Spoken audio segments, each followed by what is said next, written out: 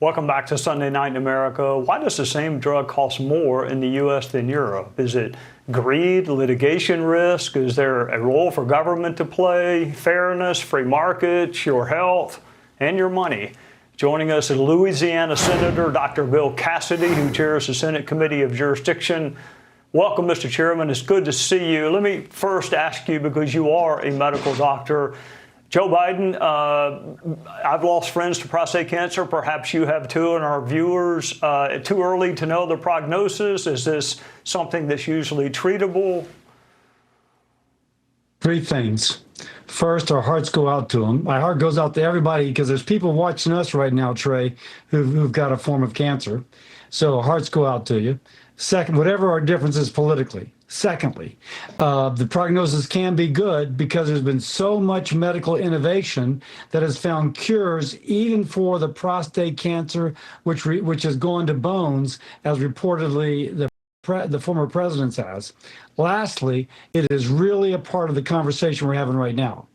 We have innovative drugs that can cure or at least really treat even things like prostate cancer going to the bone, and they're incredibly expensive, much more expensive in the U.S. than elsewhere, and that's what we're talking about, Trey. We need the innovation, but we need to be able to afford the drugs too.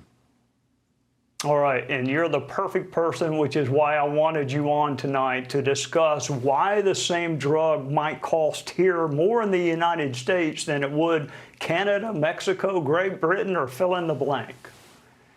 Because the drug companies drive the other countries drive a harder bargain with the drug companies than does the US of A. There's a way to address this. All you say is to the drug companies, if a country is 80% as rich as us, the price needs to be 80% of what we pay. That'll drive our price down, their price up. The drug company still has the money to do the innovative work to find the cure for the cancer that somebody else watching may have, but then we're not paying more than our fair share. Make them pay their fair share, we'll pay lower prices, we still get the innovation. That's what I want. All right, Doc, conservatives typically don't like price fixing, but there is interconnectivity, as you mentioned, between health and government via Medicare, Medicaid, EMTALA, and I don't see that connectivity changing. So if you're going to provide medicine, can you negotiate on the prices? And if so, who does the negotiating? Absolutely, you can negotiate.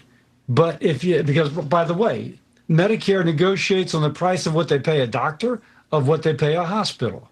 That's all a negotiated price. What I'm suggesting, and I think it would be I think others have suggested it too, is that we tell the drug companies, listen, the United States has got an economy and a wealth of 100. If another country has a wealth of 80, then we don't want to pay, they have to pay 80% of what we're paying. What that is going to force the drug company to do is to drive a harder bargain with that foreign government. If they drive a really hard bargain, hey, we might pay a little bit more. In reality, we'll pay less. If they pay their fair share, we'll pay our fair share. The president will be happy, the American people will be happy, and there'll still be enough money to find brand new drugs to cure the next thing that needs to be cured. All right. Before I let you go, I'm going to ask you about some new research I read on autism, genetic, environmental. It seems like maybe there's some progress being made into unlocking that, or did I misread? I'm not a medical doctor, obviously. Did I misread the research? No, there's a lot of good research looking at the genetic predisposition that can contribute to autism, and autism even in the first months of life before they've received any vaccines of note, you can see that there are changes in the brain that are related to the ultimate diagnosis of autism. So there's a lot of good research. I care deeply about this. I want this research to continue. Let's find, if genetics is what's causing it, and then some factor coming maybe in utero that the mother is exposed to in utero, let's figure that out so that we can help the mom avoid that problem so that her baby is born without a risk of autism. Doc, I count 4 or 5 medical doctors Senate, and it's on issues like this that I think we're lucky that we have people smart enough to go to medical school, but also want to serve in public service. So thank you for both, and thank you for joining us on a Sunday night. Thank you, Trey.